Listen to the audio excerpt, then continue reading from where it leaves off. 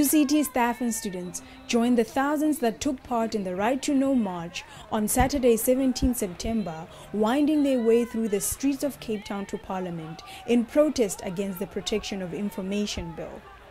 Among those who addressed the throng at Parliament was the Vice-Chancellor, Dr. Max Price, who pointed out the various existing problems with the bill. Number one, the public interest clause. And number two is we must be able to appeal to the courts when they classify things wrongly. At the moment, all we can do is appeal to the same minister who classifies it. That is useless. The minister is the one who's trying to cover things up. We have to have an appeal to the courts. And then there's a third thing we must campaign for, and that is that the bill must go to the Constitutional Court to be tested before it becomes a law. That is the job of the Right to Know campaign. The president of the Students Representative Council, Amanda Ngwenya, former Minister of Intelligence Ronnie Kasrils, and Zackie Achmat also addressed the crowd. Amanda! One by one, the speakers raised their objections to the bill. The history of South Africa, and indeed the history of the world, has been a struggle about civil liberties. And we must oppose at each turn those who seek to make that struggle meaningless.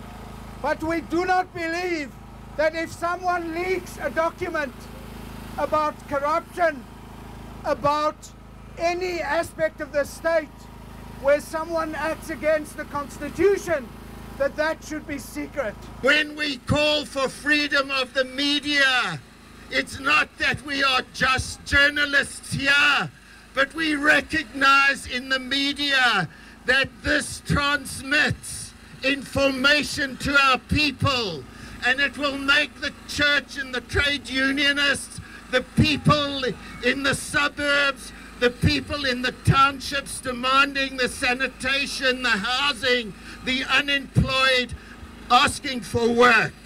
We say we won't allow this all-embracing secrecy bill that we smell and suspect is not about the real secrecies that must be defended, but it's to prevent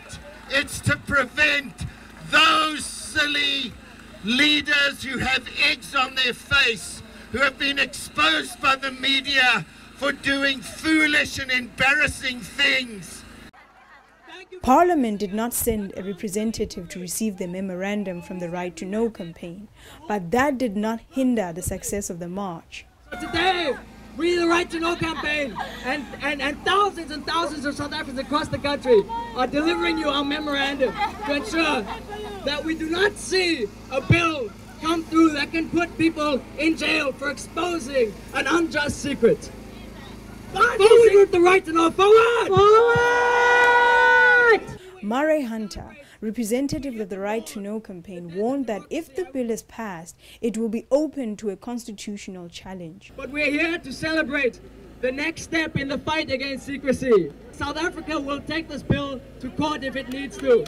Students Against Secrecy also called on students at universities to continue their support against the bill because it affects their future. Students are the people who are the future of this country, and the politically active students at UCT and at universities around the country need to take part and start getting involved in showing that they are willing to take this to the Constitutional Court and take it as far as it needs to go, because this is going to become our legacy. This is something that we need to get involved in, and that might be going on for a very long time. On Tuesday, 19 September, the ruling party instructed its parliamentary caucus to withdraw the bill indefinitely, a day before it was meant to be debated at the National Assembly. The Right to Know campaign sees this as a move in the right direction.